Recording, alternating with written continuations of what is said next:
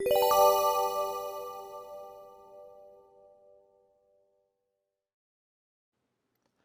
the previous lecture, we pretty much completed our David Choose China Bistro website, except for one small thing. And let me demonstrate that by going to the command line. I'm actually going to go into the before folder of lecture 63, which is our current lecture, and I'm going to go ahead and start the browser sync just to let us see what was before we started and implemented a change. Let's go back to the code editor or the browser, and let's refresh the page here. Okay, so when we go to the menu categories page and click on it, there's something missing.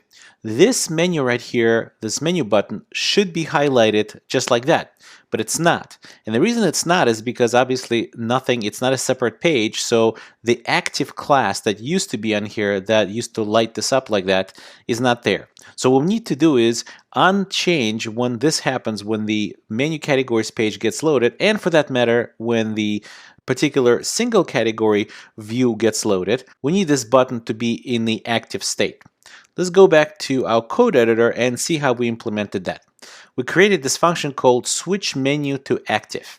And what we're doing in it is the following. First of all, we want to remove the active class from our nav home button. Remember, if we go to our browser and actually squeeze it, what's going to happen is that even though you don't see it, but actually it's sitting on the home button. And if we go to, right now we actually are already on the particular menu category page, this really should be on the menu button, not on the home button. Okay, so let's go back to the code editor. So what we need to do first is we need to remove that active class from the home button. And the way we're doing it is we're selecting an element with an ID nav home button. And actually, if we select that and go to our index.html, and try to find that, it's right here. It's that menu item right here in the top right of our site, unless of course it's squeezed and now it's in the collapsed menu.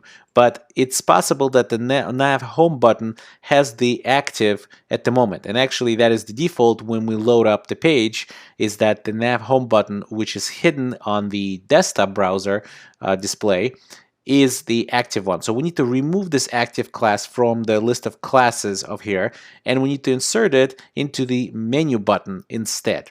So let's go back to our script.js, and we need to scroll down a little bit again. And so switch menu to active. Okay, so the first thing is we're getting the class name, and the class name is not one class name, it's really just the class attribute.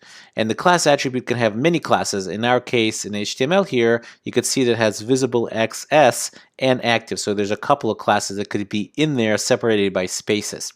And the way we're doing this is we're using that same replace function of the string class to say we're going to create a new regular expression. And again, it's not going to be a very fancy regular expression. It's going to be just an expression that looks for a literal string active. And the only reason we're using it again is instead of just saying, you know, right here in the first argument is active, the string active, is because we want to use this flag G, which lets us say that anywhere you find this, so if there's more than one for some reason in there, they will all get replaced with the empty string. So we removed the active class from our element that has an ID nav home button.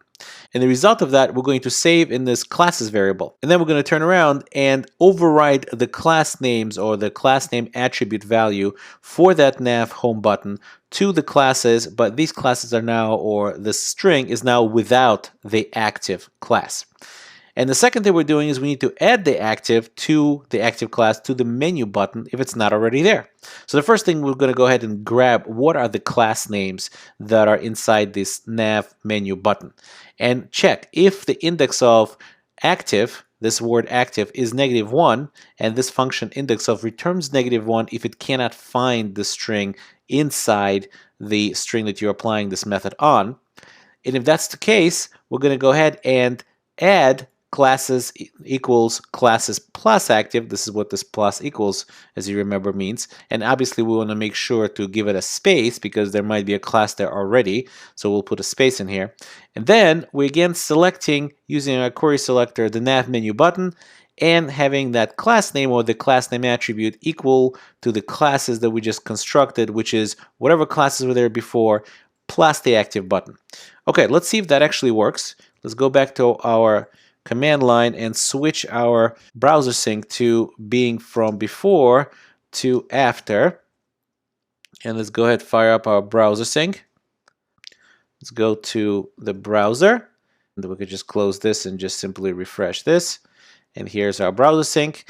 And now if I go to, let's say, menu, right here on home is selected. If I go to menu, and I see here that now menu stays highlighted. So if I actually open this up, I could see that the menu button is highlighted. And if I go to a particular menu item or particular menu category with all the items in it, menu is still highlighted. So if I go back to home and go back to menu and go to a particular menu category, I could see that the menu button stays highlighted. Okay, other than maybe putting up some information in the About section and the Award section, our website is 100% done and ready to be deployed.